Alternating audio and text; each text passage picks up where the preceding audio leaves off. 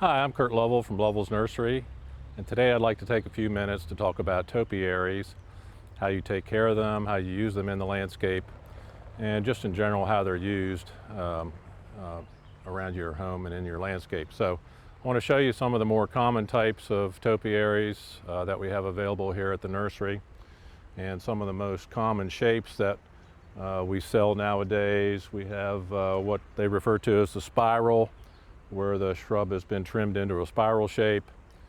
We have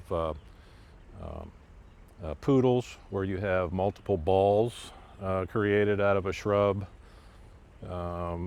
This here is called a pom-pom, where you have multiple bulbs on multiple stems. Typically these are done out of juniper. And another very common shape is the standard. Some people refer to them as lollipops. But anyway, topiaries for the most part are used as specimen type plants, accent plants to be featured somewhere in the landscape. Topiary itself is actually the horticultural practice of trimming or pruning or shearing a plant to create a shape, whether it's geometrical. Topiaries are also done in animal forms. Practically anything that you can come up with, use your imagination, you can create a topiary. So, but typically in the landscape, these are some of the forms that are used a lot. And around most residential areas, people may have a few topiaries.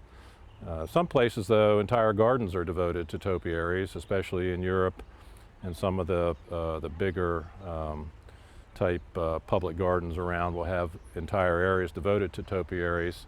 And a lot of those are geometric shapes or even animals. We have a couple other examples of topiary shapes. For instance, we have a saguaro cactus, we have an airplane, a large giraffe, sunflower. So really whatever your imagination can think of, you can create a topiary. Now today, a lot of the modern topiaries are done with the use of a wire form.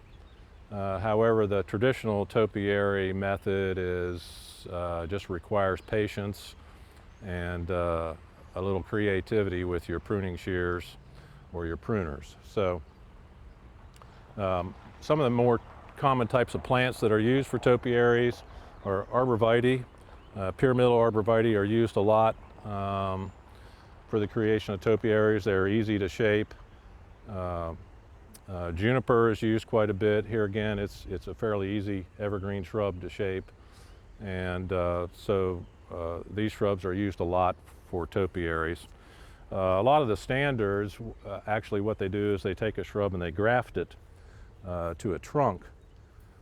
So technically this has not been topiaried to create the trunk. However, as you maintain the shape of it, it is a topiary. So most of the topiaries require annual pruning or trimming to maintain their shape. If you don't prune them over a period of years, they'll revert back to their natural shape.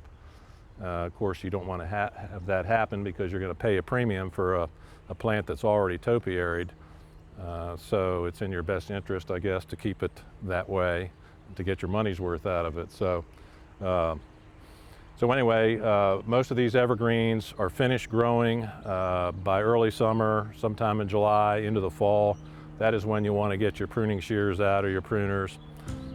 Trim them back a little bit to keep their shape, and you can enjoy topiaries in your landscape for years and years and years. La la la, la la la la, la la la la, la la la la. Pardon me.